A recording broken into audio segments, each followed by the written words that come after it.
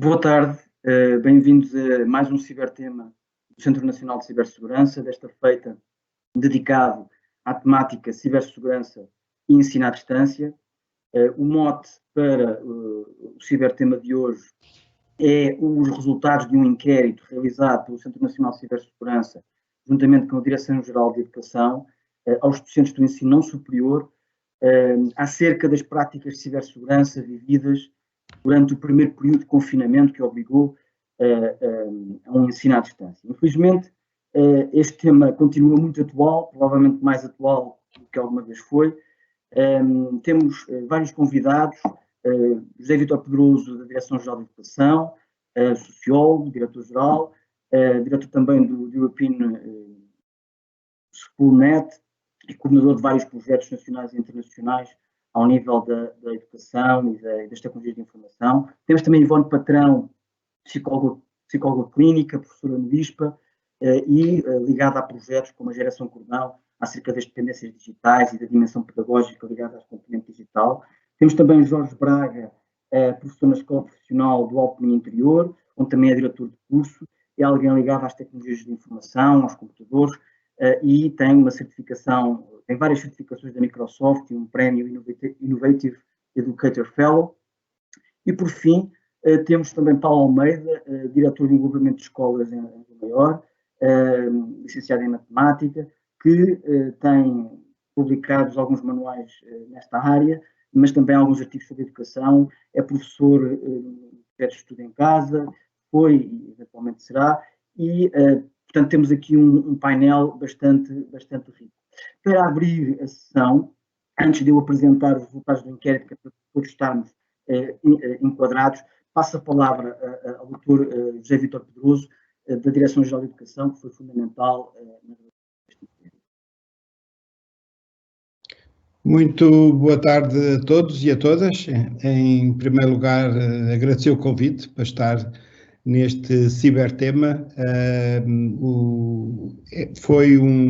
Este projeto foi um projeto para nós muito importante e que temos muito gosto em termos associado a esta iniciativa do Centro Nacional de Cibersegurança, conhecer o que se passa no terreno, conhecer o que se passa nas escolas, neste caso concreto, qual as competências, quais as dificuldades que os professores sentiram no período de ensino à distância, em que vivemos no ano letivo anterior, é para nós muito importante.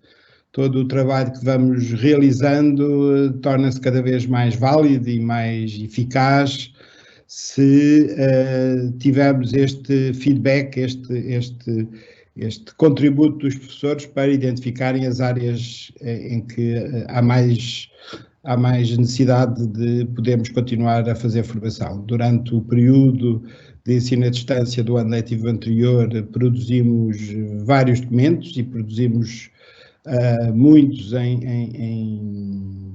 em colaboração com o Centro Nacional de Cibersegurança, com a Comissão Nacional de Proteção de Dados, que depois foram disponibilizados às escolas, aos professores, aos alunos, foram publicados, e portanto é esse trabalho continuado que é necessário conhecermos o seu impacto no trabalho dos professores e podemos assim ir melhorando constantemente o trabalho.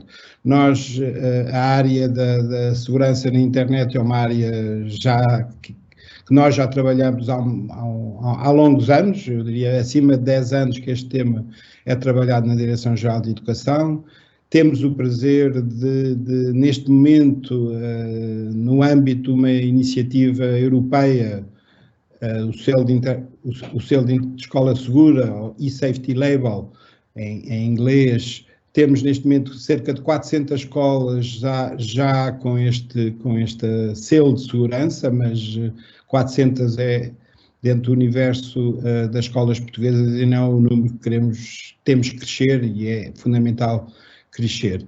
Portanto, é com muita expectativa que eu vou aqui assistir, apesar do estudo já ser público, mas é com muita expectativa que eu vou assistir e terei todo o prazer em poder comentar posteriormente o trabalho que foi realizado e os resultados obtidos. Portanto, muito obrigada pela vossa presença e, mais uma vez, as minhas felicitações ao Centro Nacional de Cibersegurança. Muito obrigado.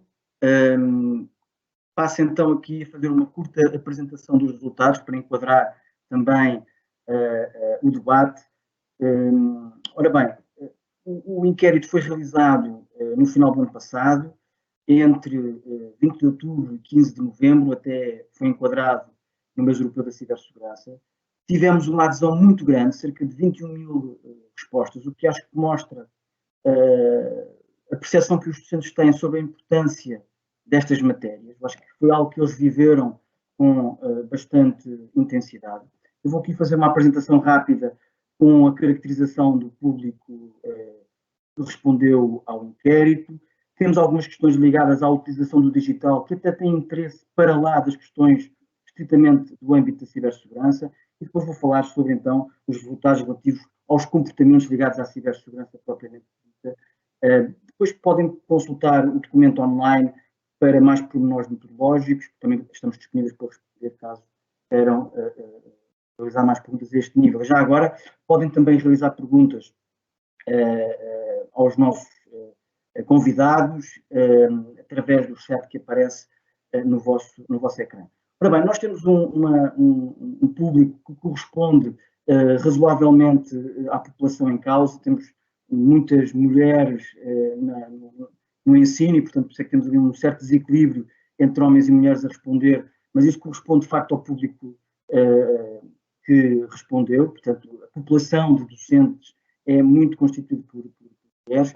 A nível de faixas etárias também temos uma boa correspondência, sobretudo entre os 40 e os 60 anos, distribuição geográfica, sobretudo norte, centro e área metropolitana de Lisboa. As ilhas são menos representadas, aí haverá menos representatividade. Os vários níveis de ensino, não contámos, não colocámos questões à educação pré-escolar, melhor dizendo, e depois os vários grupos de recrutamento, evidentemente o ensino básico, sendo um recrutamento específico, tem mais peso comparativamente, mas isso corresponde à realidade. Ora bem, em termos de metodologias alternativas que os docentes foram obrigados durante o ensino à distância, nós elencámos aqui as que tiveram mais respostas. As respostas eram em geral fechadas, mas também tínhamos algumas abertas, mas eu acho que temos aqui dados muito interessantes a esse nível. A metodologia mais utilizada, a alternativa mais utilizada, foram as aulas online por videoconferência, portanto a utilização de plataformas em videoconferência, em 93% dos casos, o envio de correio eletrónico em 88% dos casos, a utilização de chats, WhatsApp, Messenger, etc., em 42% dos casos. As aulas televisivas na RTP foram bastante importantes, 38% dos casos remeteram para essas aulas as suas prestações docentes, digamos. Chamadas de voz e SMS, também foi uma metodologia alternativa, curiosamente com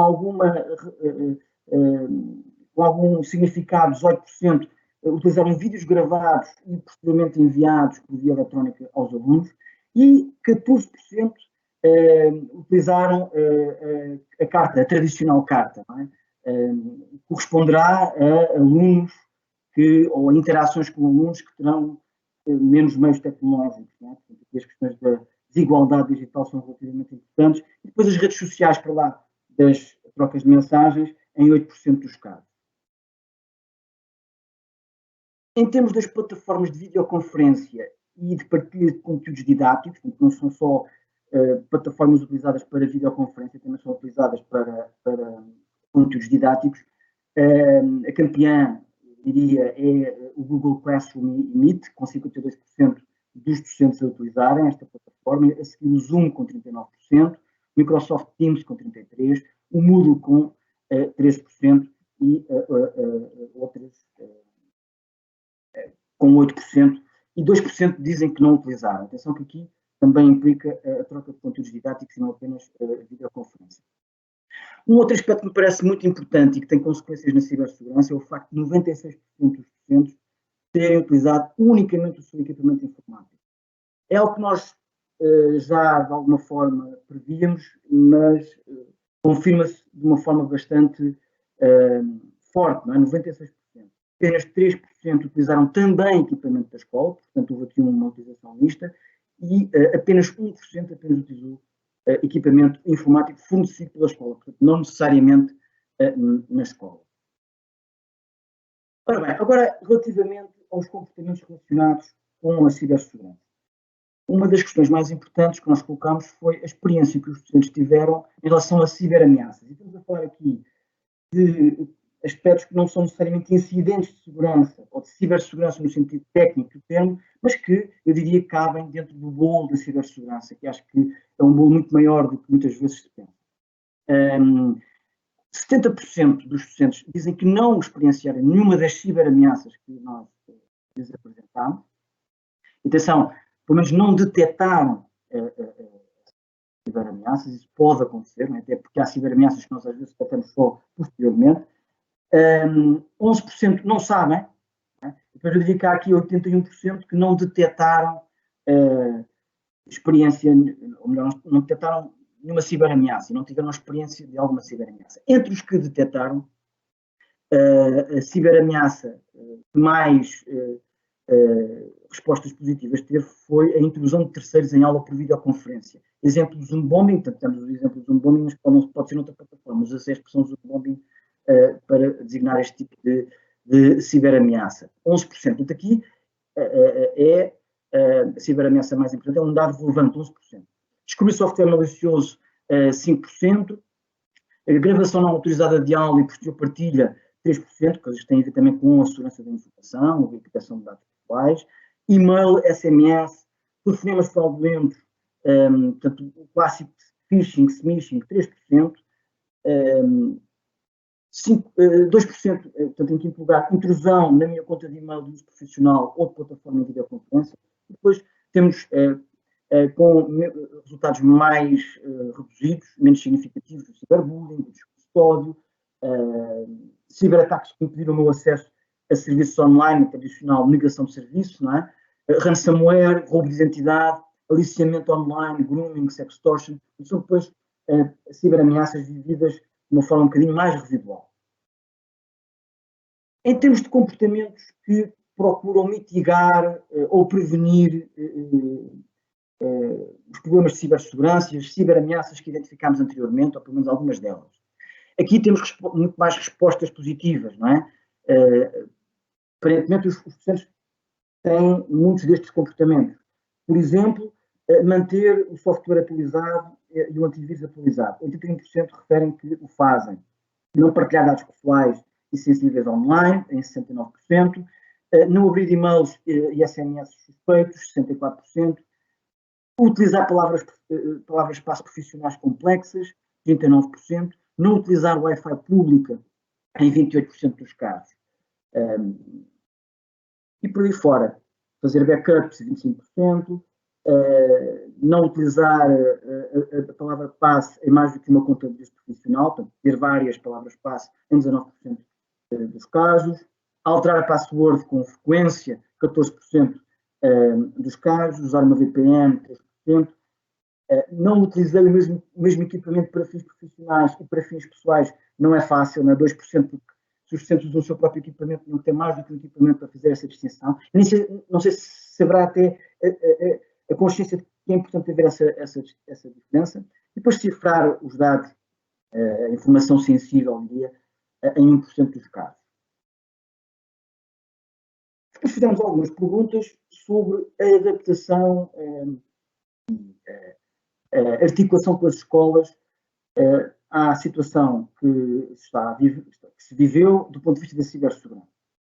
E perguntámos se a adaptação à situação em termos de cibersegurança foi fácil, razoável, difícil, muito difícil, ou se não houve adaptação. E a verdade é que 54% dos docentes disseram que foi razoável e 16% que foi fácil. Portanto, temos aqui cerca de 70% dos docentes a dizer que a adaptação foi positiva.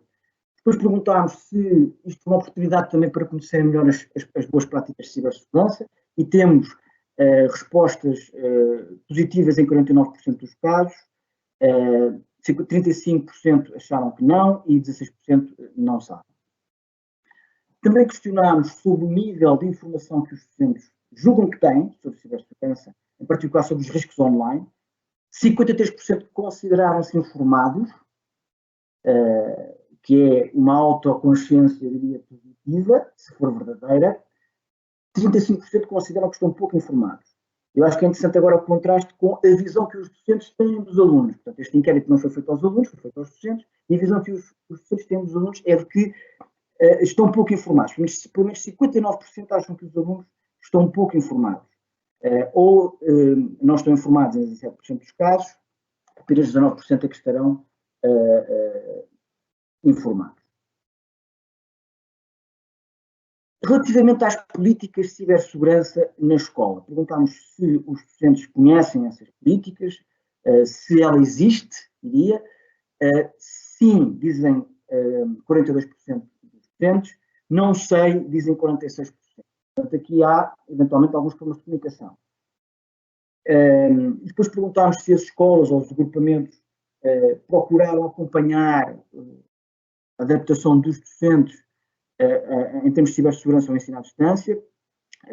Sim, dizem 44%, não sei, dizem 24% e 32% dizem que não.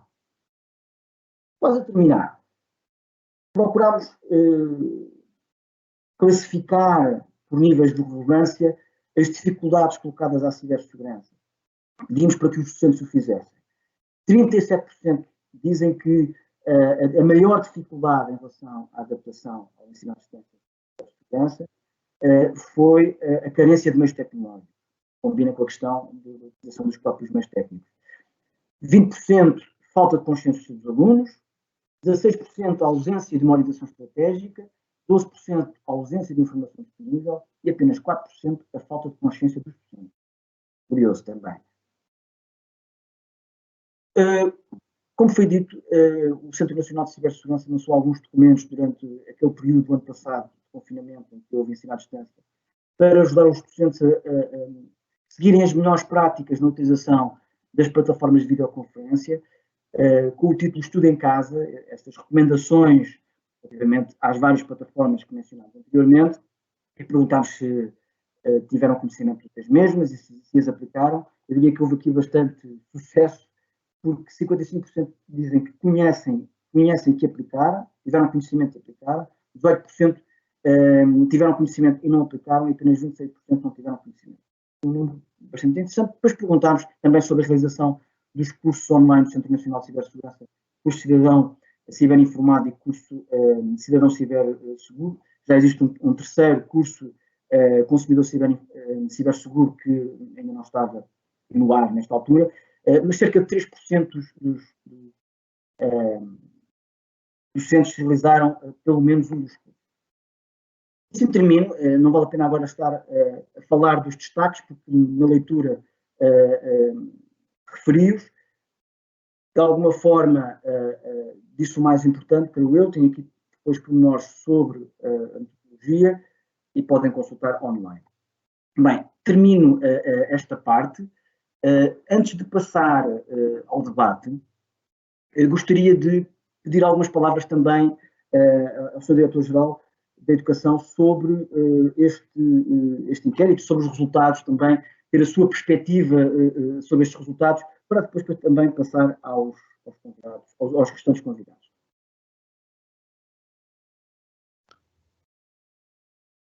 Não sei se já posso começar a fazer uma pergunta. Eu fiquei, por um lado, bastante satisfeito com o número de respondentes, chamemos assim, da nossa capacidade e capacidade de o questionário chegar a cerca de 20 mil professores, que é uma amostra muito significativa, chamemos assim. Temos que perceber, este questionário tem que estar enquadrado com a situação em que vivemos, não é? Que foi uma situação de emergência, isto é, foi decidido às escolas, foi decidido que as escolas passariam o ensino à distância numa quinta-feira e depois do fim de semana, na segunda-feira, as escolas iniciaram o ensino à distância. Felizmente tivemos ainda 2 semanas e depois houve um período de férias da Páscoa, o que permitiu também às escolas desenvolverem algumas atividades, alguma formação, e aqui é muito importante destacar, não é aqui referido no questionário, mas houve muitas escolas que desenvolveram workshops, oficinas de formação para ajudar os professores a evoluírem para este ensino à distância. Nós a realidade que conhecemos, diria eu, é que nós tínhamos ainda e temos ainda muitos professores que de repente foram forçados a usar as tecnologias, isto é, os professores já usam tecnologia, já usavam as tecnologias antes deste período, mas ainda havia e eventualmente ainda há alguns professores que são bastante resistentes à utilização.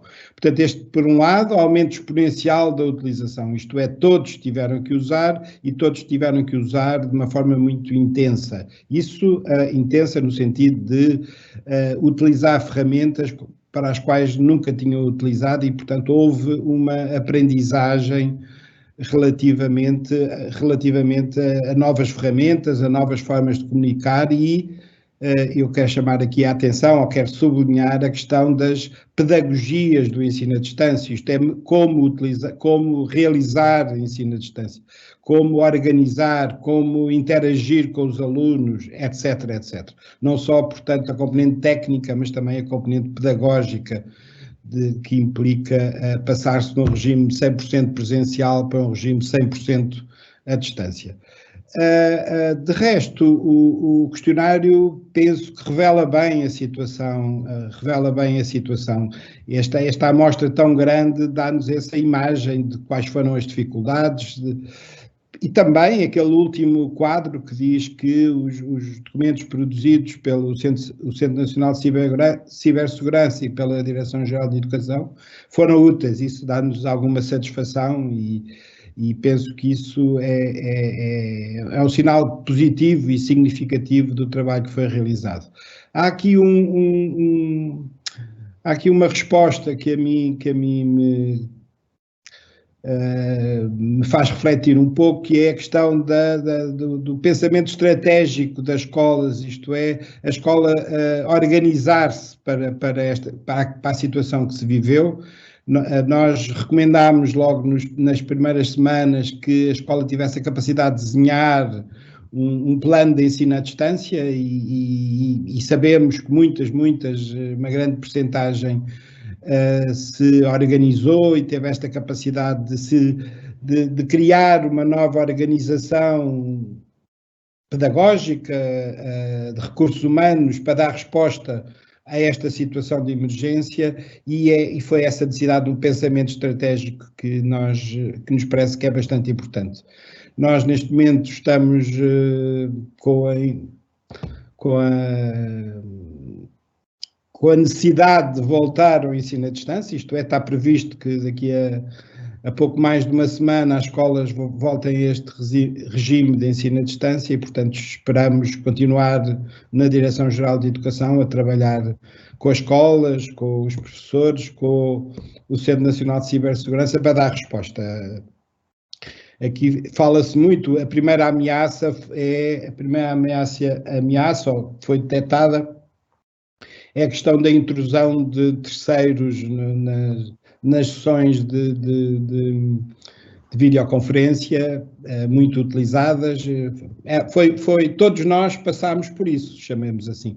Todos nós passámos de uma prática regular, que não era a utilização da videoconferência, para a videoconferência como fazendo parte do nosso dia-a-dia, passando horas em videoconferência perante todas as situações, todos os nossos relacionamentos profissionais e não profissionais e, portanto, tal e qual como quando aparece uma nova tecnologia, uma nova forma de trabalhar, há um momento de adaptação, de percebermos quais são as ameaças, como nos defendemos dessas ameaças e como trabalhar corretamente. E eu penso que é isso, sobretudo, que aconteceu e espero que agora, no próximo período de ensino à distância, haja maior capacidade, maior competências nos professores, nos alunos, em todos nós, para também lidarmos com estas novas situações. Podem contar connosco é sempre a nossa palavra para quem está do outro lado nas escolas, no dia-a-dia do trabalho com os alunos. E obrigada e parabéns mais uma vez ao Centro Nacional de Cibersegurança. Muito obrigado. Bem, eu passaria agora a palavra a Ivone Patrão, pedindo para também fazer o seu comentário relativamente aos resultados. Eu deixava já aqui uma pergunta no ar para responder depois do comentário em relação ao inquérito, que é relativamente à questão destes dados ao serem sobre os professores e parecer que os professores têm uma determinada imagem, diria até positiva em muitos aspectos, sobre a sua orientação à cibersegurança, se não faltaram aqui dados também sobre os alunos, e a combinação entre esses dois dados poderia trazer-nos uma visão um bocadinho mais abrangente. Mas peço também que comente o inquérito no geral, por favor. Boa tarde a todos, agradeço o convite, é um gosto, cumprimento todos os colegas de painel, os parabéns ao Centro Nacional de Cibersegurança pelo estudo e gostava desde logo de pontuar que 21.000 professores responderem a um inquérito destes é de facto uma mais-valia para a investigação, que vai ter com certeza resultados práticos, e da nossa conversa aqui hoje de certeza que vão sair resultados práticos no sentido de melhor ajudar estes professores que estão no terreno e, consequentemente, as nossas crianças, os nossos jovens, as nossas famílias. Eu, quando vi os resultados, fiquei a pensar logo num aspecto que é importante aqui ressalvar.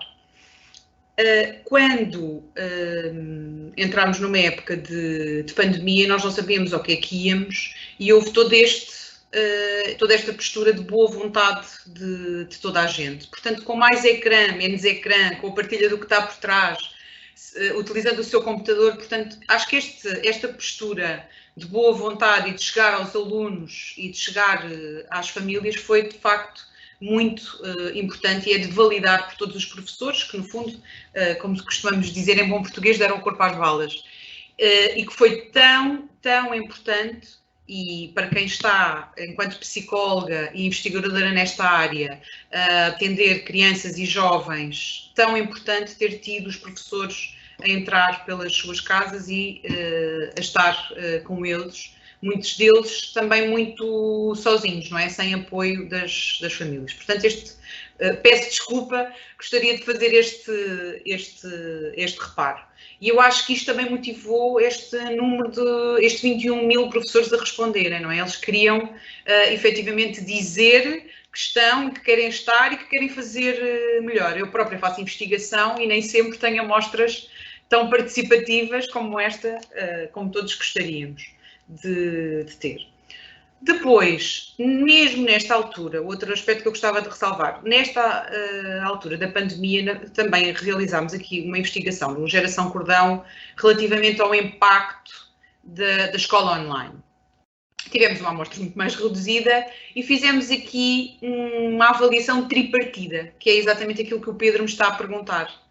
Isto é só a perspectiva dos professores, faltará dos alunos e dos pais, e nós, de facto, fizemos uma avaliação tripartida. O nosso foco não foi totalmente a cibersegurança, ainda que tenha havido uma questão ou outra, mas o que percebemos foi que os pais nos disseram que aumentaram as suas competências digitais e os professores também.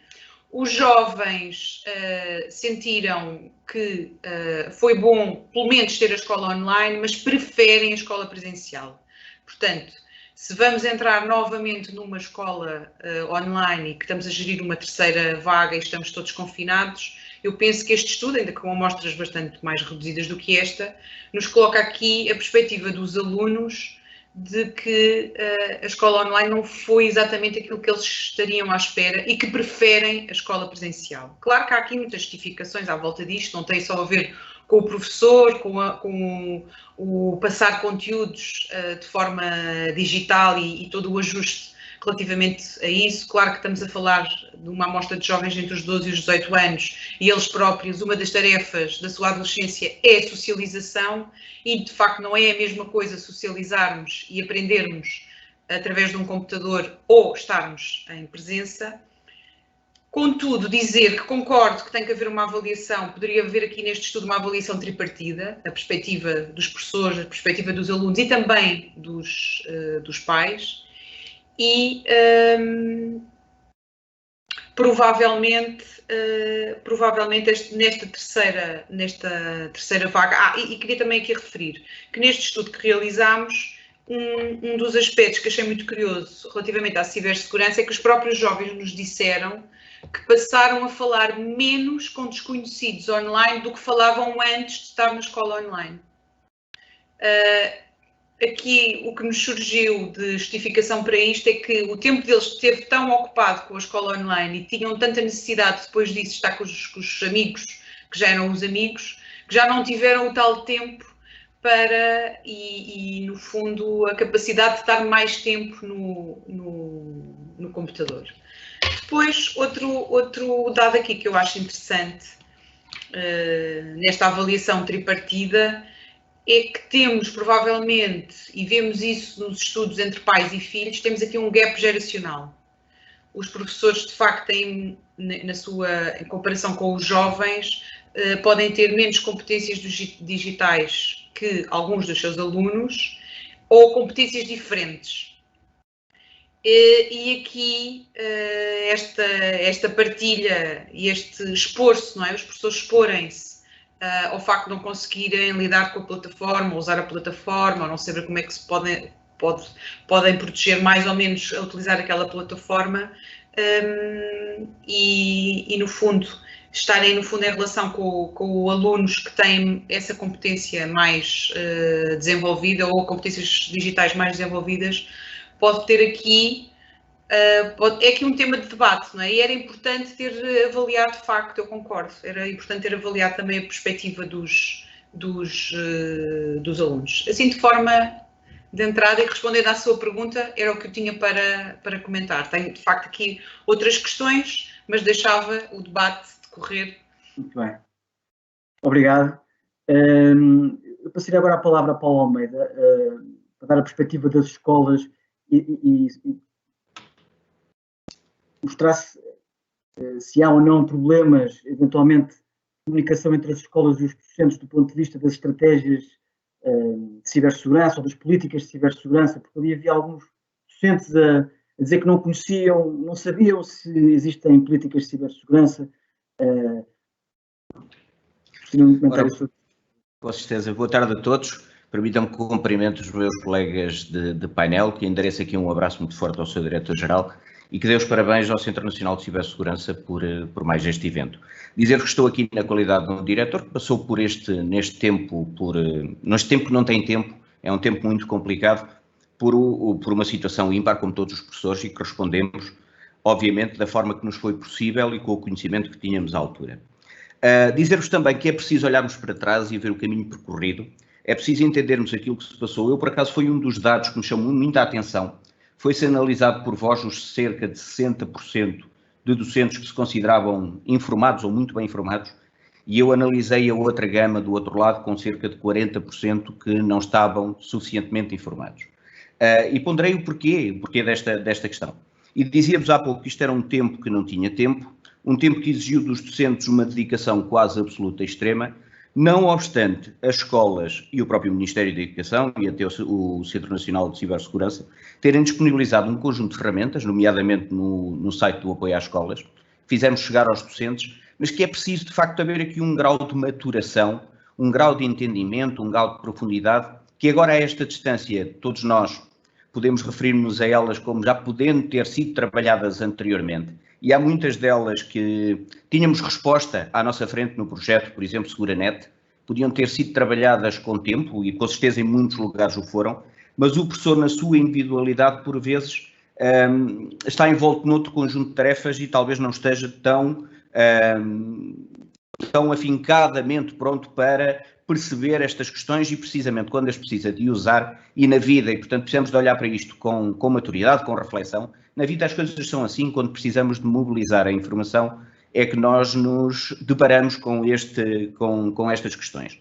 Mas gostava também de vos dizer, e do ponto de vista de um diretor da escola, que houve aqui uns poucos cuidados, e eu penso que este caminho de março a junho nos deu a nós, às direções das escolas, a todos os colegas professores, nós somos todos professores, como é óbvio, uma aprendizagem muito importante. Porque reparem, nesta primeira etapa do primeiro confinamento, as escolas depararam-se com um primeiro problema que tiveram que responder, um problema de acessibilidade, de equipamentos, de recursos, de colocar estes recursos nas famílias, identificar os alunos vulneráveis, qual é a tipologia de vulnerabilidade que eles têm, se é falta de recursos, se é falta de internet, se é falta de apoio familiar, se é falta de refeição, se é falta de estabilidade emocional. E depois, no meio deste conjunto de dificuldades, conseguir olhar também para a forma como nós propunhamos as sessões síncronas e o trabalho que vinhamos a desenvolver com os alunos, porque está aqui inerente, e há bocado ouvia esse comentário, quer dizer, que os alunos estavam um bocadinho desmotivados, eles logicamente gostam muito da escola. Isto na minha escola sente-se, com certeza nas outras também. Os alunos adoram a escola, eles gostam do convívio, do contacto. E este contacto impessoal que acontece à distância, quando não bem maturado com questões metodológicas, com percebermos o que é o ensino à distância e o que é que o diferencia deste ensino remoto de emergência que tivemos, de facto, por vezes pode, também a nós que estamos a habituar-nos aos alunos, também lhes causar algum transtorno. Mas gostava de vos falar de outro tópico, que no nosso caso aqui mereceu trabalho aprofundado e eu acho que merece, se calhar na maior parte das escolas, está a ser feito, que é o trabalho em torno das emoções. Nós notámos com a vinda dos alunos em setembro que este é um trabalho que tem que ser aprofundado, envolvendo aqui, obviamente, os parceiros, a autarquia, os serviços de psicologia e orientação, as EMEIs, e, portanto, congregando todos para este problema, que é um problema que se vai fazer sentir muito. Os miúdos não estavam habituados a este género de prisão domiciliária, não é? Eu, por acaso, agora também estou num período de confinamento, felizmente negativo, mas nós não estamos habituados a este estar em casa obrigatoriamente. Nós podemos estar por vontade própria, mas nunca obrigatoriamente. E, portanto, para além disto, as direções das escolas tiveram que tomar consciência de que certamente os ecossistemas que tinham para trabalho à distância que não eram seguros.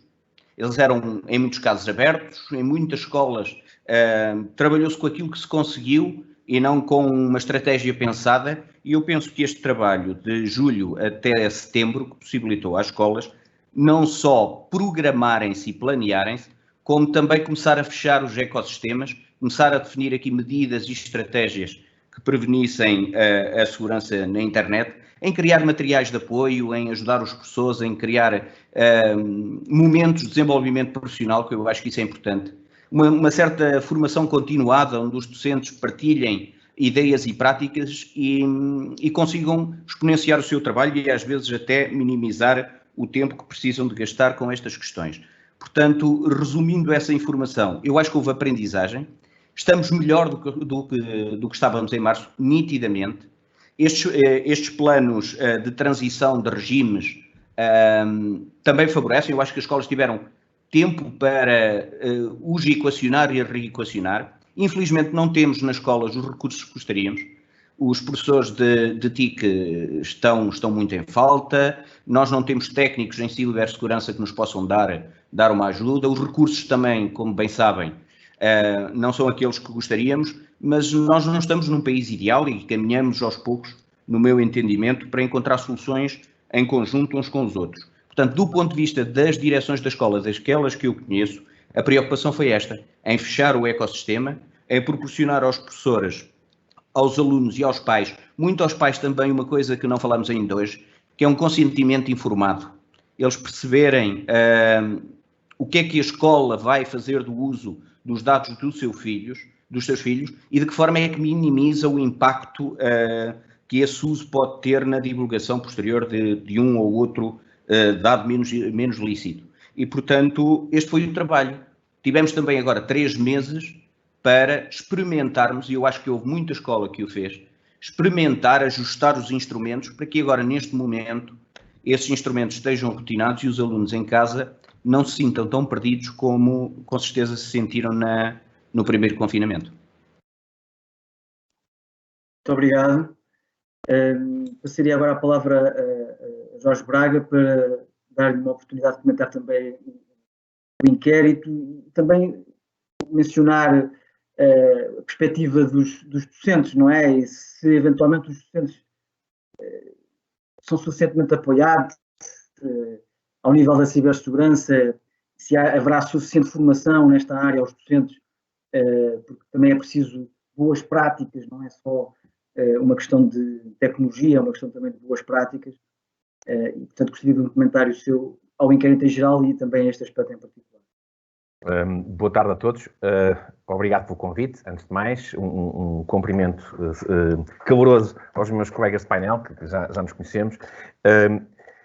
Assim, eu consigo dar uma perspectiva daquilo que eu conheço, que é a realidade. Eu venho de uma escola profissional, é diferente, temos uma perspectiva diferente. Para mim, tenho uma perspectiva diferente relativamente aos dispositivos. Nós temos dispositivos para os nossos alunos há já quase 8 anos, cada aluno tem o seu próprio dispositivo, e portanto temos uma perspectiva diferente.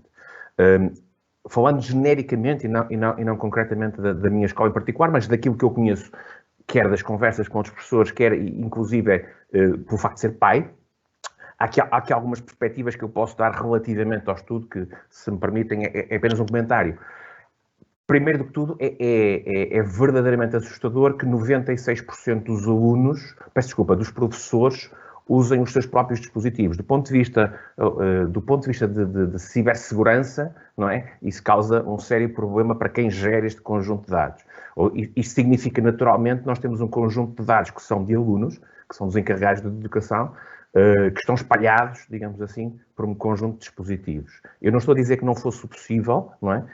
Os professores fizeram muito, fizeram o possível e o impossível, e eu não acho, sinceramente, que o ensino à distância que os professores fizeram com os recursos que tiveram na altura fosse assim tão mal quanto isso, para ser tão maltratado como foi nos últimos tempos, em termos de opção. Estamos a falar de uma opção que os professores conseguiram montar de pé, como dizia muito bem o Dr. José Vítor Pedroso, de uma quinta-feira para uma segunda-feira. E, portanto, isso é algo que é de valorizar nos professores, nas escolas e nos diretores. Mas, de facto, há, e isso é claro, uma ausência de recursos necessários dentro da escola. Há uma ausência de recursos de hardware, há uma ausência de recursos técnicos e, naturalmente, isso traduz uma iliteracia tecnológica. Ou seja, se eu não tenho a tecnologia para utilizar, eu não posso utilizar dentro da sala de aula e, obviamente, também não vou usar no ensino à distância.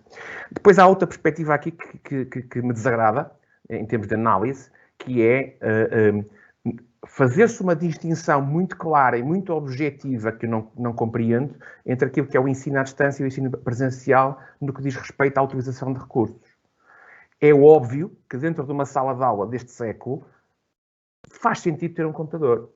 É óbvio que nós, se vamos trabalhar com dispositivos 3D, etc., eu percebo que eu venho de um ensino profissional, é diferente, eu ensino tecnologia e, portanto, logo à partida, se eu não tenho tecnologia, não faço nada. Isso é um facto. Mas a verdade é que, olhando para o panorama que temos na sociedade, não é execuível que uma escola continue a utilizar sistematicamente, e digo uma escola, não digo todas, eu não estou a generalizar, mas que não tenham os recursos para introduzir um conjunto de tecnologias. Eu creio que os professores, tendo os recursos, conseguem implementar as metodologias, porque isso é o que acontece na prática. Havendo os recursos, e nós vimos isso em março, exatamente como disse o Dr. José Vítor Pedroso, que os professores que não tinham os recursos, mas que os foram descobrir aonde? No seu portátil pessoal, no seu computador pessoal, conseguiram montar um sistema de ensino à distância.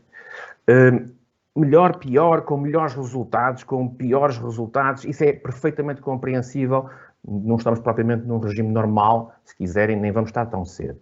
Contudo, essa percepção, se vocês repararem, isto aqui atrás é o meu laboratório em Paredes de Coura, é uma foto antiga, por isso é que eles estão todos sem máscara, mas existe um PC, os meus alunos têm a possibilidade de trabalhar com um PC dentro da sala de aula, e é isso que tem que ser feito, é a disponibilidade desses recursos, quer alunos, quer pais, quer professores, quer diretores também, perdão, Paulo, vão de facto, tendo os recursos, conseguir fazer essa implementação. Uma outra nota para mim nós estamos talvez a esquecer-nos de duas grandes plataformas que foram usadas em termos de ensino à distância, que foram as plataformas da escola virtual e da Leia, que contribuíram imenso para que professores, e eu digo isto não por experiência própria, porque infelizmente para o ensino profissional eles praticamente não produzem conteúdos, mas enquanto pai, a minha filha teve várias turmas montadas em cima, por exemplo, da escola virtual, que ao disponibilizar esses recursos aos professores, facilitou e muito a implementação desse ensino à distância. Okay? Não falo por mim em particular, porque, como digo, eles não têm conteúdos para mim, e eu ensino coisas muito específicas, mas de facto é se calhar uma das plataformas mais usadas para esse processo de implementação. Numa outra nota, eu acho que, de uma vez por todas, nós temos que fazer uma distinção muito clara entre o que é o ensino à distância e aquilo que a gente está a fazer neste momento.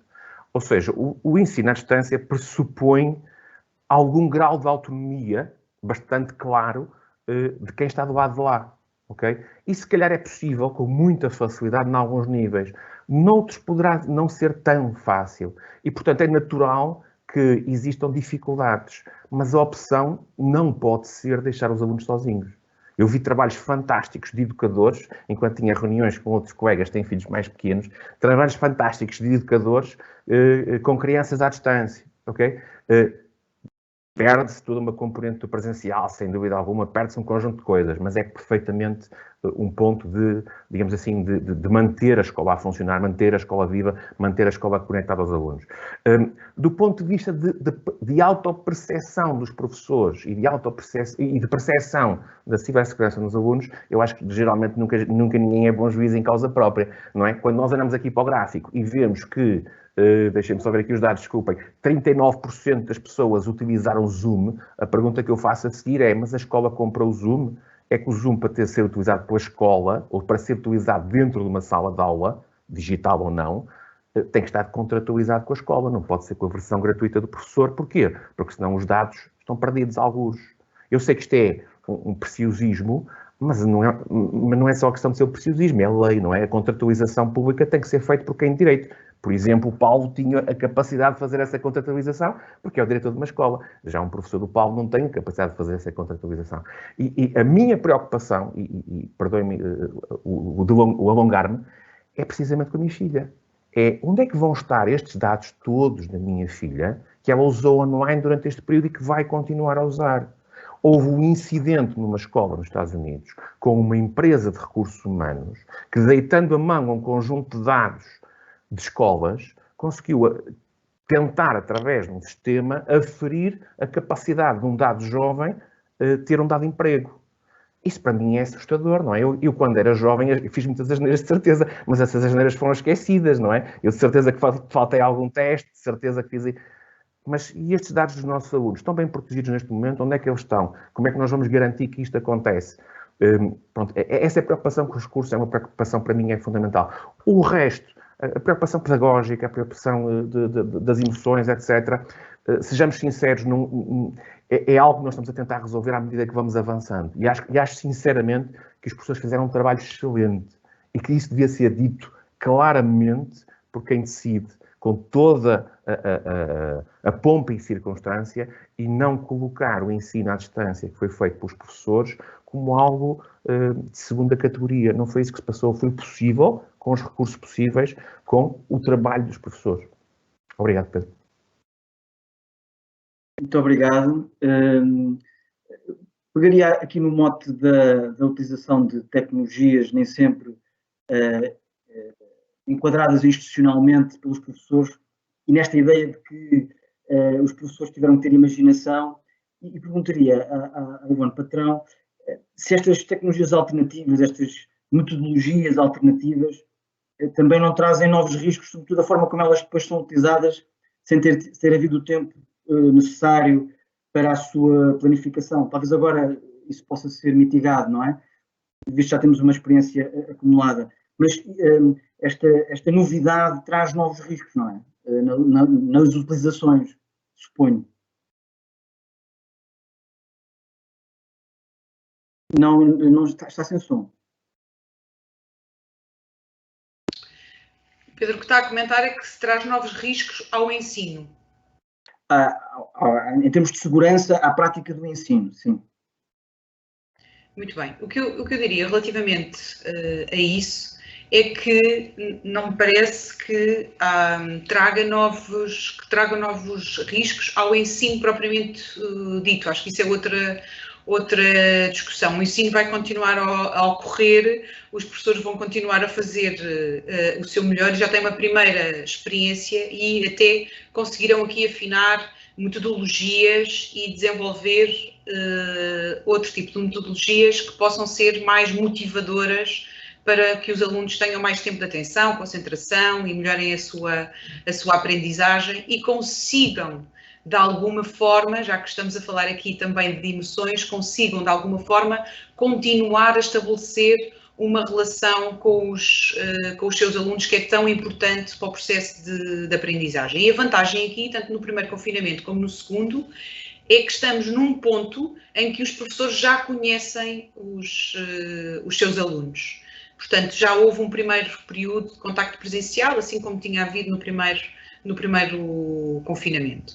Agora, se pensarmos nas questões propriamente de segurança, claramente que já foram estratégias pensadas, já foram corridos riscos na forma como foram lecionadas as aulas online e os professores já fizeram alguma aprendizagem, sejam pelo risco que já correram, sejam pelas situações que já vivenciaram, sejam pelas situações que alunos seus ou colegas seus vivenciaram e dessa partilha que foi feita.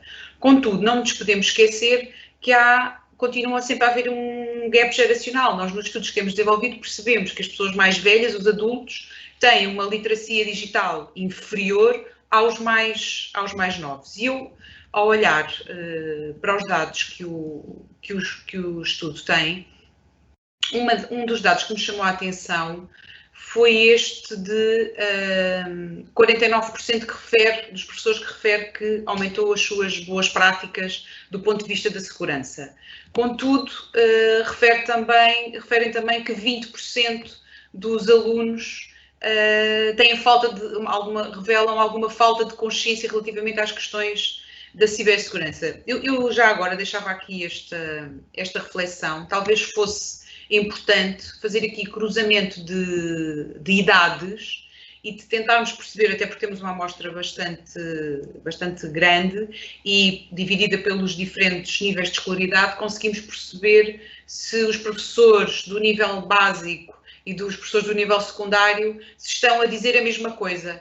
Porque a sensação que nós temos da investigação que lemos e que temos vindo a fazer é que os professores mais velhos têm menos competências digitais em comparação com os seus alunos mais novos, não é? Se temos um professor do primeiro ciclo mais velho e um aluno mais novo, há aqui uma gap relativamente à literacia digital e que pode dificultar o tal melhoramento das metodologias de ensino, pode dificultar aqui as questões da cibersegurança, independentemente de já ter havido aqui um primeiro confinamento e primeira experiência e primeiras partilhas que são muito importantes aos dias de hoje.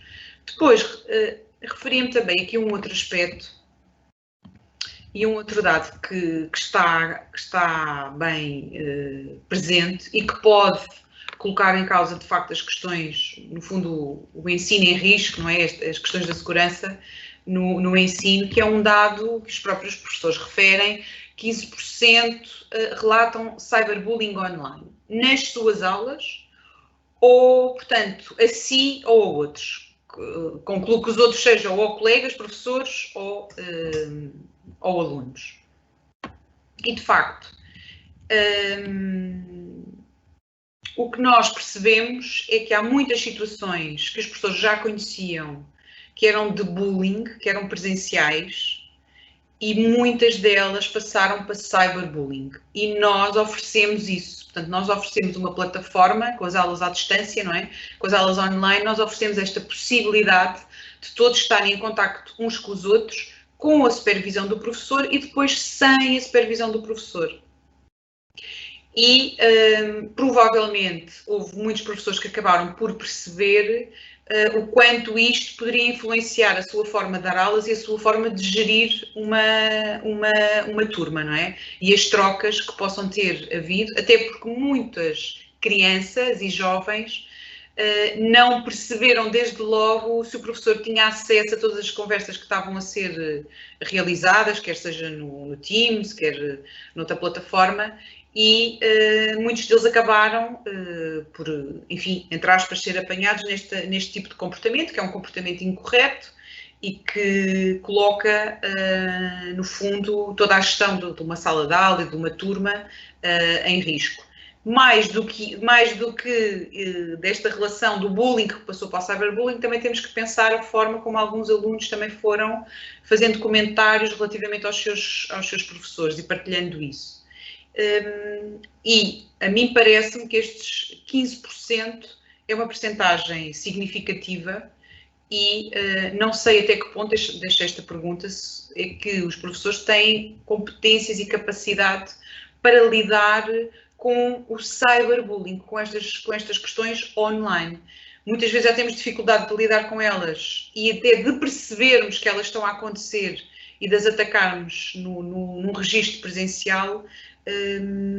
Como é que o estão a fazer do ponto de vista do mundo online, e provavelmente alguns professores precisarão de ajuda para lidar com estas situações. E o colega estava há pouco a falar da gestão das emoções e das vulnerabilidades que muitos alunos têm, portanto, é mais uma preocupação que cruza aqui a cibersegurança e, no fundo, o estado emocional dos alunos, a quem depois temos que motivar e dar aulas e estar lá e dar o corpo às balas, como eu dizia há pouco.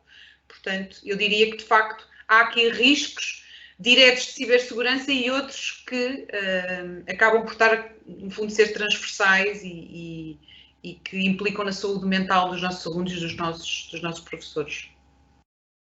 Muito obrigado. Eu, antes de passar às perguntas, algumas perguntas que temos do público, que eu estou a tentar selecionar, perguntaria ao Paulo Almeida relativamente às políticas formais de cibersegurança das escolas. Se elas, de facto, existem, se com o que se passou, em alguns casos, não existiam, passaram a existir, e se essas políticas, se existem, efetivamente têm consequências nos docentes, nos alunos, se há sensibilização de uma ponta à outra, digamos assim, da política, que está num papel normalmente, uma estratégia que está num papel, aos comportamentos. Bom, essa é de facto uma pergunta muito complicada, porque eu não conheço a realidade toda, embora em conversas transversais possamos trocar opinião e vamos trocando essas opiniões. E esse é um problema que é transversal a todas as escolas. A forma como enfrentam os casos de indisciplina e a forma como esses casos se refletem, portanto, no ciberespaço. No nosso caso, nós definimos essa política e, obviamente, até códigos de conduta e a forma de ação que era desenvolvida por cada interveniente da estrutura na detecção do caso. A verdade é, como dizia a doutora Ivone, é preciso que se tome conhecimento desses casos. E, muita vez, é para o professor também difícil detectar esse caso. Porque aquilo que aconteceu em março, de março até junho, eu classificava como um ato quase heroico dos professores. Eu vi, nos meus e em muitos que acompanhei, um esforço sobre-humano, horas loucas de trabalho, gente completamente empenhada, focada, comprometida naquilo que era a aprendizagem dos seus alunos. E, obviamente, casos pontuais que, no nosso caso aqui, foram sendo resolvidos e eles, por acaso, talvez por sorte, não sei, desapareceram, mas que também aconteceram, mas que sabemos que, em alguns casos, foram muito complicados, até para o estado emocional de um professor que tem que enfrentar, por vezes, a humilhação. E essa humilhação muitas vezes nem vem dos alunos, muitas vezes vem dos próprios pais, que estando à distância, permitem que o professor tome contacto com coisas que são completamente bizarras, estranhas e desumanas, não é? Desde casos de agressões familiares, violência doméstica, intervenções desadequadas para com o professor, e portanto isto compromete, de grosso modo, e felizmente que são exceções, mas elas existem e são em caso considerável, mas que compromete esse compromisso que há entre a escola e a família. É por isso que eu acho que cada vez mais, dentro das escolas, nós temos que criar verdadeiras comunidades de aprendizagem para que os pais, a escola, os diferentes atores percebam que estamos todos a caminhar no mesmo sentido e que é preciso a colaboração e a ajuda de todos para que estas situações que colocam mesmo em causa, reparem, o desespero de um docente que tem que enfrentar uma coisa dessas, e soubemos todos, muito pela comunicação social, pelas redes sociais, relatos de que situações completamente aberrantes que alguns docentes presenciaram e que foram sujeitos no meio de uma das suas aulas. Mas eu gostaria também de vos deixar aqui um tópico que a mim, de março a julho, me deixou, eu acho que me deixou até emocionado enquanto docente, e não posso deixar de o divulgar aqui, que são, para além deste esforço sobre-humano da classe docente, do envolvimento, da partilha, também as soluções que os professores foram capazes de desenhar. Eu gostava de vos falar aqui de algumas delas.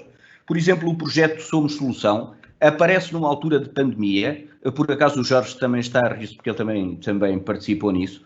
É um projeto que nasce do meio dos professores para encontrar soluções. O apoio ao e-learning que temos neste momento no Facebook, com uma partilha que é do mais puro que existe. Portanto, faz-nos crer, e nisso o Jorge tem razão, que os professores, quando dotados de equipamentos e quando lhes é disponibilizado aquilo que é urgente também reclamarmos, que é uma variável muito difícil de controlar, que se chama tempo, nós reclamamos para nós tempo para podermos trabalhar uns com os outros, tempo para podermos desenvolver a nossa formação continuada. As formações são, obviamente, a formação contínua é muito válida, mas esta formação continuada que se faz na escola entre os docentes é aquela que é mais rica e que cria laços e aprendizagens mais profícuas. Portanto, eu diria, disto tudo que passou, as escolas não têm a resposta. Não têm a resposta para estes casos de ciberbullying, de bullying, de indisciplina generalizada. Mas eu acho que, grosso modo, e na maior parte dos casos, as escolas vão desenhando essas soluções, vão desenhando a documentação própria e vão criando estruturas, e isso é que é importante também deixarmos claro, a importância de se criar uma estrutura que se responsabilize por acompanhar este tipo de problemáticas e de as ligar a de quem direito, e não as deixar morrer sem que elas tenham uma resolução que é de uma importância extrema, até para aquele que se considera ofendido poder ver, e para quem de facto foi infrator também poder reconhecer que aquilo que fez é errado e que de certa maneira é importante que o mesmo não volte a acontecer. E portanto, desse ponto de vista, eu acho que as escolas se podem organizar um bocadinho melhor. A maior parte eu acho que já está suficientemente bem organizada, digo eu, para que possa responder a estes casos que cada vez mais podem surgir. Muito obrigado. Agora eu vou começar a tentar colocar algumas questões que vêm do público, não conseguiremos colocá-las todas, até porque já não temos muito tempo, e lançaria ao Jorge Braga, mas outros podem comentar, que vou tentar traduzir porque o texto é bastante grande. Tem a ver com as intrusões, zoom bombing, não é? Normalmente designado dessa forma, que na realidade muitas vezes tiveram mais a ver com más configurações da plataforma do ponto de vista da utilização e também com, às vezes, questões éticas e de relação professor-aluno, que ligam também ao bullying e que eventualmente até acontecem fora do ambiente digital e que são transpostas para o ambiente digital. Concorda com esta leitura que no fundo, remete mais para aspectos educacionais e relacionais do que propriamente de cibersegurança no sentido estrito do termo? Primeiro, um agradecimento ao Paulo por falar do Somos Solução. De facto, é um projeto onde eu também estou envolvido e, portanto, nós também temos contribuído um pouco, dentro do possível, para esta partilha com os professores. Respondendo concretamente à pergunta, eu tinha pegado precisamente nesse parâmetro também para falar, a questão do zoom bombing. O zoom bombing é uma questão técnica. O zoom bombing não é uma questão, digamos assim, pedagógica, ou seja o que for. É natural que se a escola física não tivesse portões e não tivesse um acesso controlado, toda a gente entrava para ali adentro e nós, se calhar, tínhamos uma sala de aula e de repente tínhamos uma pessoa a passar que ia daqui para... e que, se calhar, brincava com a sala de aula, provavelmente por não ter respeito à educação. A minha preocupação, quando eu vejo esse tipo de problemas, tem a ver com a identidade digital. Nós temos que proteger a identidade digital dos alunos. Se, de facto, para entrar na escola é preciso um cartão de aluno, para entrar na escola digital também tem que ter um cartão de aluno, tem que ter uma identidade digital gerida pela própria escola. O problema do Zoom bombing no início, o nome disto tudo, não é? Era uma aplicação em particular que permitia que as reuniões fossem completamente abertas, numa base da boa vontade. A boa vontade muitas vezes tem que ser excluída da sala de aula, não é? Nós temos que dizer, não, agora é o momento de trabalharmos, agora é o momento de estarmos concentrados. Relativamente ao cyberbullying, só fazendo aqui essa ponte, a literacia digital é apenas mais uma forma de literacia. A maior parte dos problemas que a gente tem na literacia digital também o tem no dia-a-dia. Quando nós temos pessoas que não acreditam que o Covid existe, por exemplo, ou que foi Bill Gates que inventou um chip para meter o Covid nas vacinas, ou outra idiotice deste tipo. A literacia, sim, isso é importante. O problema para resolver a literacia digital, para mim, passa por pôr as pessoas a ver um livro. Leiam. Se calhar se lerem várias coisas, depois a técnica, a tecnologia, e notem que eu sou professor de tecnologia, isso depois vai-se aprender. Mas quando nós não contribuímos para a leitura, não contribuímos para o valor do conhecimento, depois vamos ter problemas em tudo que é conhecimento. Na literacia digital, na literacia tecnológica, enfim, esses problemas vão se refletir. Relativamente, concretamente, ao Zoom bombing e a esse tipo de problemas de cyberbullying, eu acho que há um limite do ponto de vista de intervenção da própria escola. Eu discordo, e por experiência pessoal, que as interfaces disponibilizadas pela escola tenham sido uma interface que possa, de alguma forma, promover isso. A ideia é precisamente essa, é nós tentarmos refletir alguns dos comportamentos e, particularmente, para alguns alunos, a existência dessa plataforma foi fundamental para continuarem nessas relações com os colegas. A minha filha está de férias neste momento, entre aspas, mas continua, via Teams, a falar com os colegas, a fazer festas, enfim, a jogar jogos, etc, etc, etc. Coisa que seria impossível sem essa tecnologia. Será que é o futuro? Esperemos que não, esperemos que o presencial regresse, todos concordamos com isso, mas pelo menos é qualquer coisa, não é? Essa é a minha perspectiva. Não sei se Ivone ou Paulo querem comentar esta questão. Ivone, está sem som. E o som? Ivone? Som. Peço desculpa.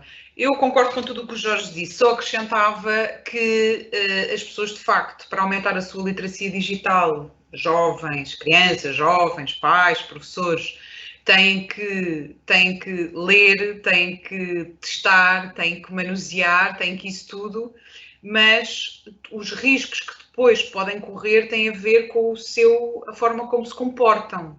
E a mudança, o nosso comportamento não muda só porque lemos as coisas.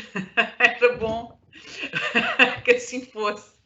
Mas não é. E o que me preocupa, e partilhando um dado aqui de um outro estudo que realizámos com professores este ano, no ensino presencial, o que me preocupa são as vulnerabilidades psicológicas, porque qualquer pessoa em vulnerabilidade psicológica vai tomar uma atitude, tem mais tendência para não estar ciberseguro. Isso nós já percebemos também. Porque vai ter mais tendência para se sentir sozinho e falar com um desconhecido, vai ter tendência para clicar em algum link que não deve clicar, enfim. Porquê? Porque não se sente bem, porque se sente sozinho, porque se sente isolado e estamos todos confinados e isolados. Portanto, isto tem aqui uma data de variáveis à volta que é muito importante que se passe conhecimento, é muito importante que se passe informação, mas nós não vamos conseguir mudar comportamentos, sobretudo, e temos que chegar de outra forma às pessoas que estão em maior vulnerabilidade psicológica. E partilhava só, neste estudo que fizemos com cerca de 700 professores entre outubro e dezembro, para avaliar como é que eles estavam a sentir no ensino presencial, no retomar a escola no ensino presencial, e o que os professores nos disseram é que precisavam que as turmas fossem mais reduzidas, que houvesse salas com mais espaço, que houvesse mais meios tecnológicos e, reparem, 60% disse-nos que estavam exaustos. Portanto, estão, no fundo, cansados de gerir todo o contexto que é o contexto de pandemia e manter todas as regras de segurança, com todo o impacto que isso tem também na sua vida pessoal e, no fundo, estar a trabalhar uma semana inteira e termos todos os confinamentos de fim de semana. Portanto, este é um dado, de facto, muito preocupante. Uma pessoa que chega a casa e continua confinada e que está exausta, podem correr em comportamentos de pouca cibersegurança, digamos assim. Por muitas vezes que se saiba até que não deve carregar no link ou que não deve fazer daquela forma, nós temos que chegar às pessoas de uma outra forma, concordando com o Jorge que a informação tem que passar, porque algumas pessoas nem a informação têm, não é? Nem o conhecimento têm. Eu tenho aqui mais uma outra pergunta que gostaria de colocar, visto que estamos também quase a chegar ao fim do nosso tempo. Eu vou ler uma pergunta de João Nunes. Consideram as redes sociais seguras para a educação? Portanto, nós até colocámos como uma das hipóteses de metodologias alternativas a utilização das redes sociais. Não digo o chat das redes sociais, não é? Mas mesmo a rede social mais ou menos exposta, em grupos às vezes fechados, mas nem sempre. 8%, e acho que é uma pergunta bastante pertinente. Não sei se Paulo Almeida quererá dar uma resposta. O que é que me parece? A mim parece-me a primeira inclinação é responder que não, não é? Falávamos há pouco de ecossistemas fechados e, portanto, de certa maneira, assegurarmos algumas questões de segurança. Até o Jorge falou isso com muita persistência, ele é mais avalizado nesse tipo de questões do que eu, mas eu, numa resposta um bocadinho leiga e à distância, parece-me, obviamente, que não é? Até porque, e o Jorge deu o exemplo da filha, muitos das crianças, e para uns casos bem, para outros mal, eu não sou ninguém para comentar isso, os pais são os primeiros a inibirem que os filhos tenham acesso a esse tipo de instrumento, a esse tipo de ferramenta. Portanto, a minha inclinação primeira, mas obviamente com certeza que existirão casos bem realizados, casos bem fundamentados, bem seguros naquilo que é os princípios que os norteiam, mas a minha primeira resposta é dizer que me parece que não. Já agora, se me permites, Pedro, eu concordo completamente. Obviamente não faz sentido por várias razões, sendo que a primeira é precisamente essa prevalência dos dados dentro da escola. Fica já o aviso, por exemplo, aqui ao diretor da escola da minha filha, que quando a minha filha de lá sair, eu quero os dados todos de volta. E quero os dados de volta de tudo. Eu duvido que uma escola tenha capacidade de ir ao WhatsApp buscar mensagens, ou tenha a capacidade de ir ao Facebook buscar um conjunto de coisas segmentado para a minha filha. Eu acho que há um domínio para as redes sociais. E o domínio para as redes sociais é o domínio pessoal, o domínio de entreajuda, etc. O domínio da escola tem que estar claramente balizado, tal como está balizado a escola em relação ao mundo exterior com um muro. Contudo, podemos, sem dúvida, usar recursos exteriores, sem dúvida, mas temos que proteger as nossas crianças. Não compete à escola abrir, com toda a sinceridade, não compete à escola abrir o WhatsApp, como eu já vi em algumas escolas, abrir o WhatsApp das crianças e dizer assim, agora vamos começar a mandar trabalhos para o WhatsApp. Quer dizer, mas isso não faz sentido. As escolas têm que ter uma infraestrutura própria que controlem para depois poder responder aos pedidos de pais como eu, que chegam à escola no final do ciclo e dizem, não, mas eu agora quero os dados todos, eu não quero que vocês fiquem com esses dados. Vocês ficam com os dados que são importantes, que são as avaliações e essas coisas todas, mas tudo o resto que a minha filha andou a fazer nessa plataforma, eu quero de volta e quero que vocês destruam. Porque isso é que é importante, é salvaguardar o futuro dos nossos filhos, especialmente na questão dos dados. Desculpem a insistência. Muito obrigado. Não sei se a Ivone quer dizer alguma coisa muito rápida. Não, eu só ia concordando, mas fazendo o contraponto. Para muitos professores e para muitos jovens foi a via possível, não é? Eu não concordo que no fundo, mas existe, não é? Existem muitos professores amigos de alunos no Facebook e muitos alunos amigos de professores no Facebook, não é? Ou noutro tipo de rede social, e há muitas partilhas. E não foi só o ensino à distância que veio colocar essa questão a nu.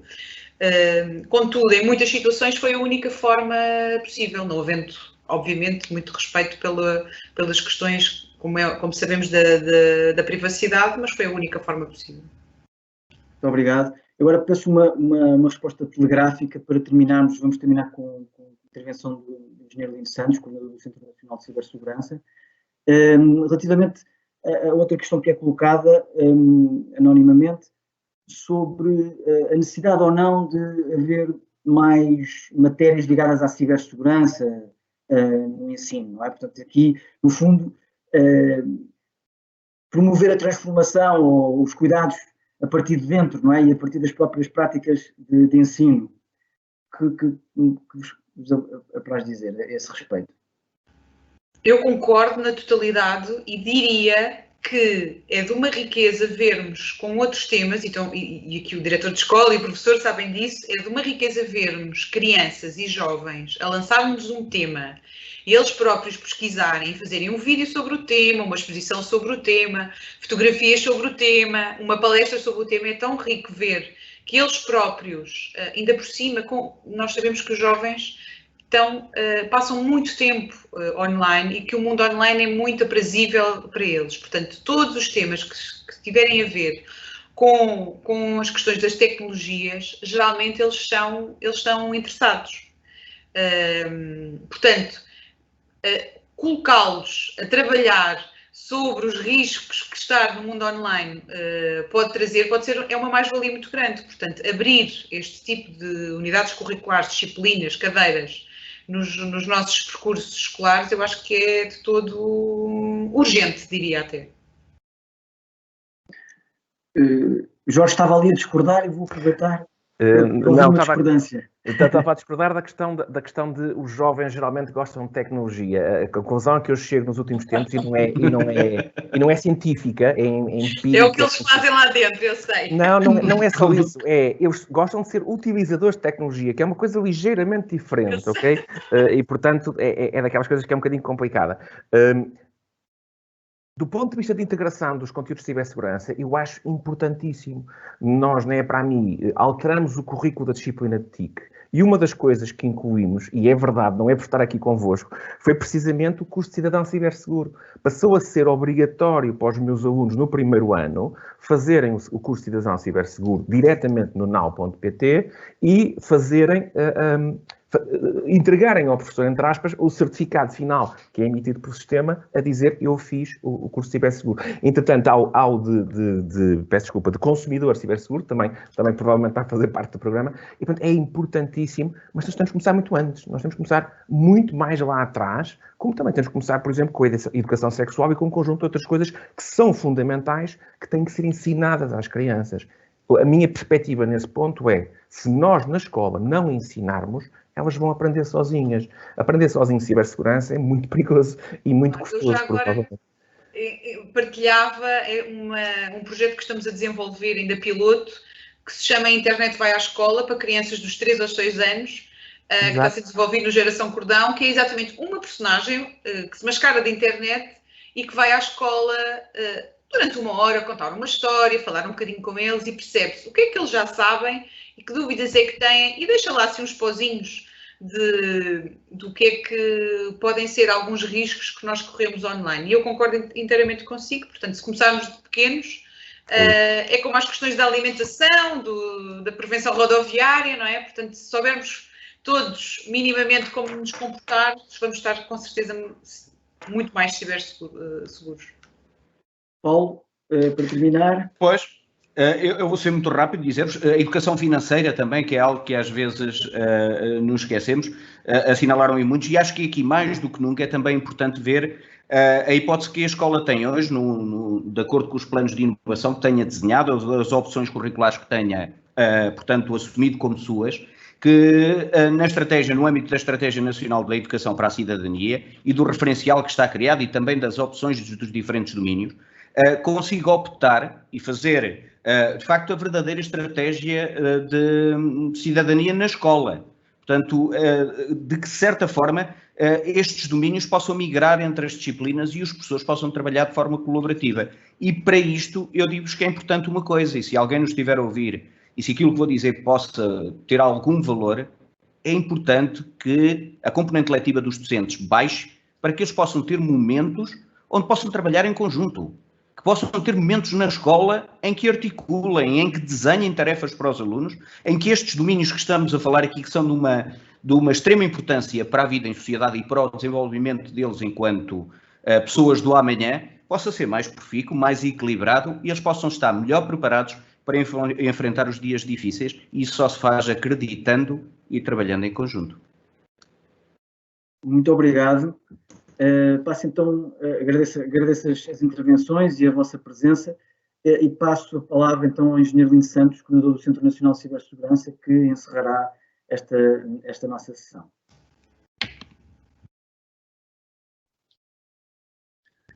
Muito boa tarde.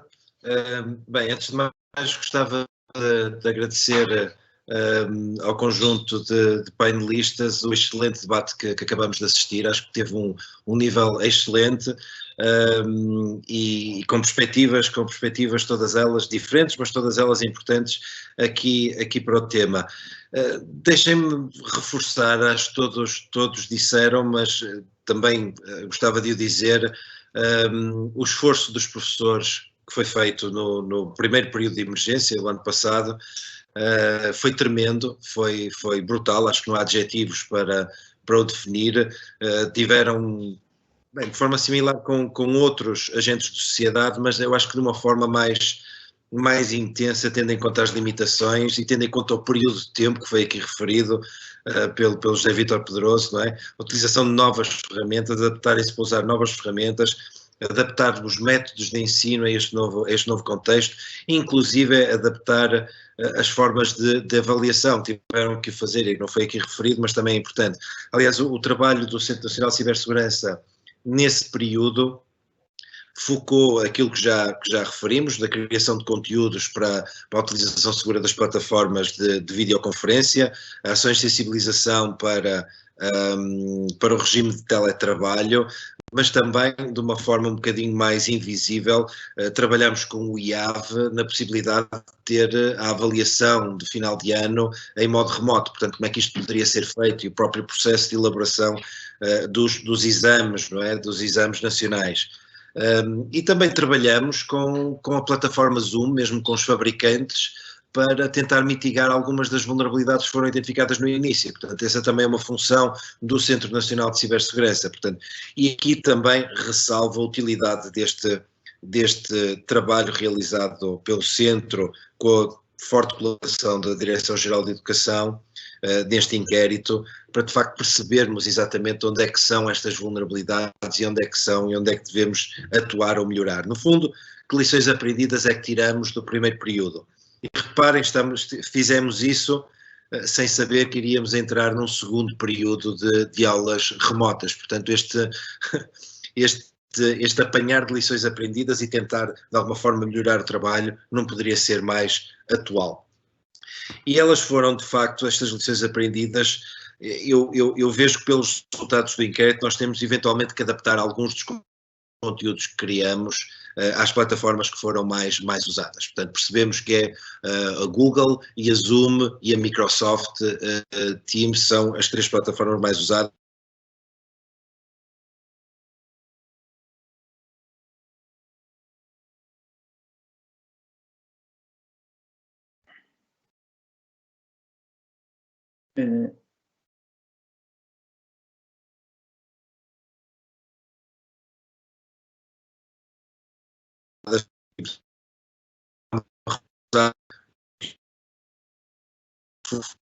Os conteúdos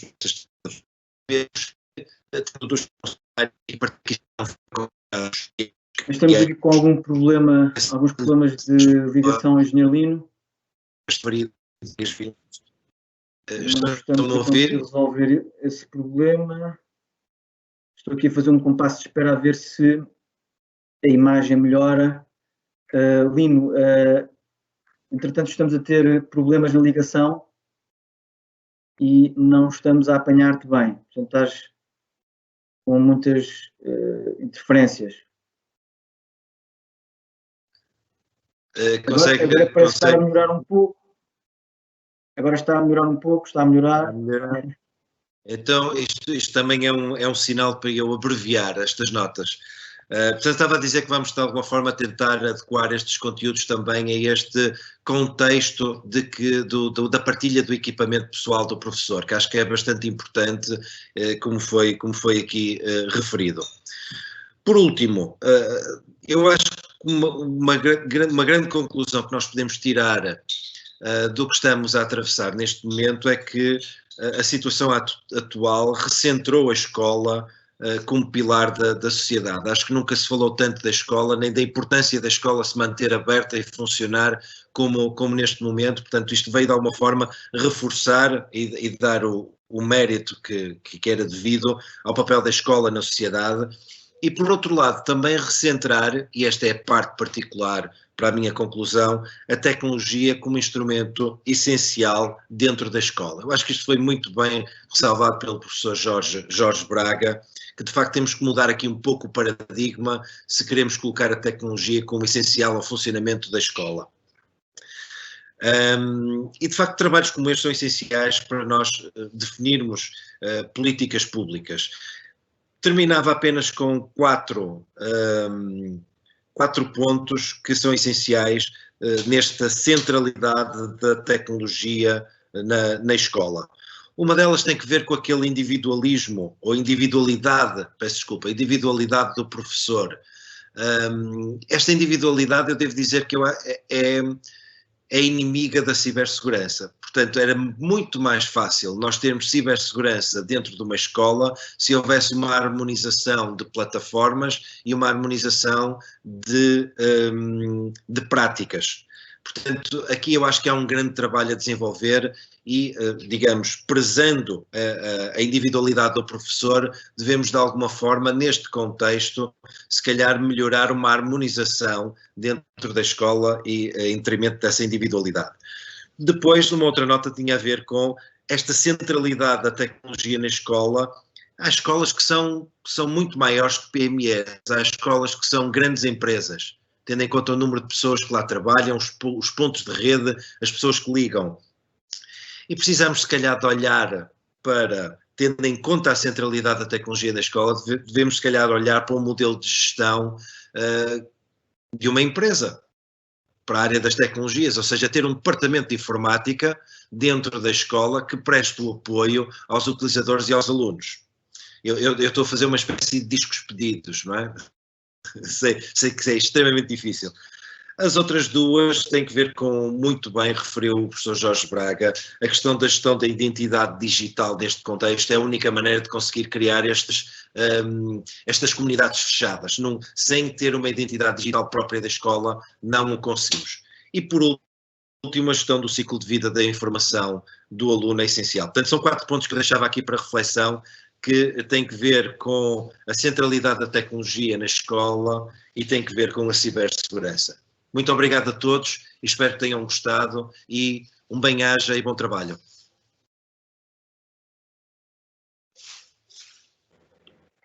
Muito obrigado a todos, a quem nos está a ver, aos participantes, e espero que tiver que ser aplicado destas conclusões, ou seja, nos próximos tempos tão difíceis. Muito obrigado.